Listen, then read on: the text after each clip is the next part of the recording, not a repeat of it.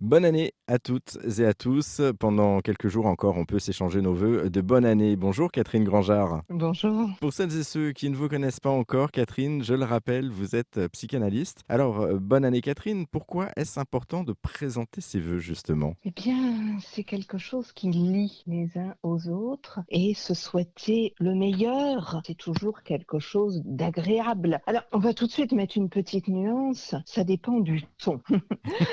Parce que lorsque certaines personnes vous souhaitent leurs meilleurs vœux, comme elles s'acquittent de quelque chose qui est vraiment très gonflant pour elles, Obligatoire, on va heu dire. eh bien, ça passe pas. Donc, il faut mettre un peu du sien, il faut avoir un peu de sourire dans ses bonnes paroles pour que ça fasse mouche. Du coup, il faut le faire avec le sourire et surtout avec cœur, si je comprends bien. Comment est-ce qu'on les présente, ces vœux, finalement? Vous croisez quelqu'un, vous pouvez les présenter.